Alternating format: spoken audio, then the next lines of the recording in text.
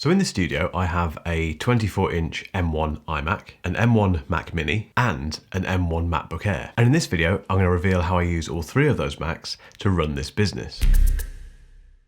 Hello and welcome back to Ellis Reviews, and thank you for subscribing if you have. And if you haven't subscribed, the button is down there. Or is it down there? I never know. So while Apple hasn't given me a reason to buy the M1 iPad Pro, they do keep giving me reasons to buy Macs. And I knew when I started this channel that if I started leaning towards the Apple side of things, it was gonna get pretty expensive. And before now, I haven't ever owned more than one Mac, I don't think. I've never needed to, but I now have three Macs, and that's largely because of this channel, obviously, but also because I don't send stuff back. I don't get review units in and send them back. I buy them and I use them. However, I have discovered some really compelling benefits of owning three Apple Macs. It sounds like overkill. It is to a degree, but what if you can afford to run more than one Mac? And what if you're doing it for your business? Is it worth the investment? So let's get on with it. Here's how I use three Macs in this business to be super productive. Right, the M1 Mac Mini, I do this a lot in these videos. It sits behind me just over there. Up until now, it was my daily driver. It did absolutely everything for this business. I edited videos on it, I did my email on it, I wrote on it, I conducted Teams calls on it. It was basically the computer that I used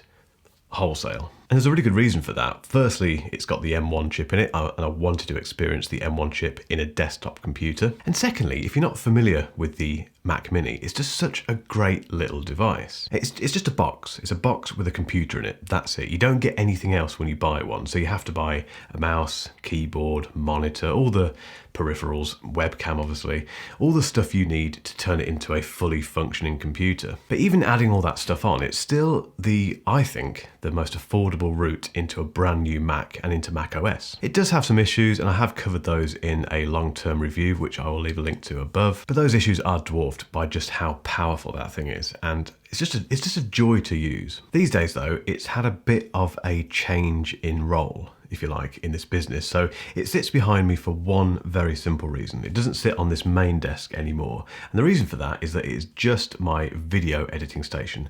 That is its sole role now. So I do all of my video editing and a bit of audio editing on that Mac Mini. It's attached to this lovely, great big 34-inch widescreen monitor, which is great for video editing. And it's just a great station for getting that part of the business done. And yeah, that's a bit elaborate, a bit overkill potentially, but I've found that having that video editing station there really focuses my mind on that task. If I approach that computer, I'm in video editing mode. That is what I'm doing at that point in time. And I've removed a few things from it just to kind of get rid of the distractions. It's just purely video. That is what I think when I use that Mac. So yeah, a dedicated video editing station, that may not be appropriate to you, but if you are a YouTuber, or if video is a big part of your business and you can afford to have a second Mac for that, the Mac Mini, the M1 Mac Mini, is just a brilliant solution for that. Now the M1 MacBook Air, I've said this several times, I'll leave a link to my long-term review of that laptop in the video description. I've said it several times, it's the best laptop I have ever bought. And the way I look at this is that if the M1 Mac Mini is the kind of purest example of what that M1 chip can do, the M1 MacBook Air reveals what the M1 is really capable of. That laptop is tiny, it always has been. It's very thin, it's got that kind of tapered design, there's no fan in it, yet with the M1 chip in it, it's just ridiculously powerful. I think arguably it's the most obvious laptop to put that chip in, really, because the MacBook Air requires decent speed, although most people don't use it for really creative work. It needs a decent bit of grunt behind it. But the key thing is it needs really good battery life. And the M1 chip combines both of those things brilliantly. So it just makes total sense in that laptop. Now the version I have is the base level. It's 8 gig of RAM, 256 gig SSD. It's the cheapest M1 MacBook Air you can buy. But how does it fit into this business alongside everything else? Well, pretty significantly actually. I've dabbled on that laptop with video editing and a bit of audio stuff, and it handles it pretty well, but because it's the 8 gig version, it's not quite powerful enough. There's not quite enough headroom. I think you need the 16 gig really just to really do those kind of creative tasks efficiently. So I don't use it for that kind of stuff. What I do use it for though is writing. Writing is a big part of my business. So if you're not aware, I write very consistently on a website called Medium and also my own website. I'll put links to both of those in the video description. But I do publish about 5 blogs each week. And I write those blogs first thing in the morning. So I get up pretty early, get the laptop and start writing. The battery is ridiculous. The battery, I can not bother charging it overnight, leave it at 30% in the evening, pick it up the next morning, it will still have 30% normally, or maybe 29 if I'm particularly unlucky, and just get cracking. But that morning routine is really important, and the M1 MacBook Air fulfills the role of the device that I use during that time. So it's very important. You know, I can't really face coming in here and using the iMac or using the Mac Mini. That means sitting at a desk, whereas downstairs in the morning, I can sit there on the sofa, MacBook Air in my lap, and get on with work. And for that reason, it occupies a very, very important place in this business. It gets thrown around quite a lot. I've somehow dented mine, unfortunately. I am careful with my tech, and I still don't really know how I dented this, but because when I say thrown around, I mean it gets chucked on the sofa occasionally and what have you, and put into bags and things. But I do put it in cases. It has dented, like I say, but it's still pretty rugged, and there's something about that MacBook Air that makes it enjoyable carrying it around, chucking it into bags. It's just this is going to sound ridiculous, but it's the most portable laptop I've ever had. And I'm intrigued to see what Apple does next with the MacBook Air. There's been all sorts of rumours about it being completely redesigned, given a dose of new colours and stuff like that, which sounds quite cool. I just hope they leave the essence of the MacBook Air as it is, keep that amazing battery life, keep the price, which is very important, and just make sure it remains that brilliant laptop, which it is. And I'd pick that MacBook Air over a MacBook Pro for the way that I use it in this business. I would pick it over any other MacBook Pro. And the reason for that is the use case that I have for the MacBook Air in this business.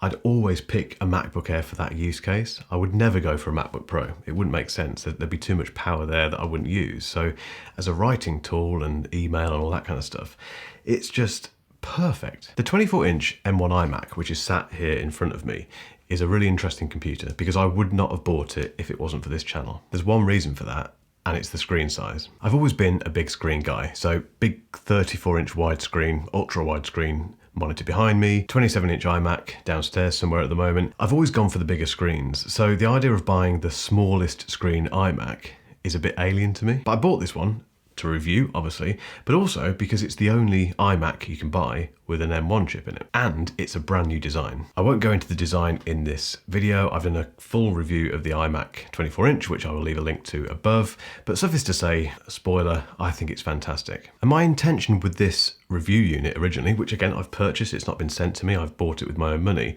was to use it for a couple of months and then probably either sell it or trade it in for something else. I'm not going to do that. I'm going to keep it, and there's one reason for that, which is that I cannot stop using this computer. Let's quickly rewind. The M1 Mac Mini is what I do all my video editing on. The M1 MacBook Air sits on my lap in the morning. It comes with me to coffee shops. It's my main writing tool when I'm not in this room. When I am in this room, the iMac, this 24-inch M1 iMac, does everything else. Again, a little bit like the M1 MacBook Air, this is the base spec 24-inch M1 iMac. It's 8 gig of RAM, 256 gig hard drive, SSD rather, sorry, and that's it. It's the cheapest one you can get. As for the screen size, no problem with it whatsoever. It's actually a really nice screen size. I think if you're editing videos, it's nice to have a great big wide screen because you can see the whole timeline and it's just fantastic. But if you're using a computer for normal kind of computery office type stuff, a big screen can be a hindrance. And the reason for that is that you can end up using or trying to use too much of it, putting too many windows on the screen,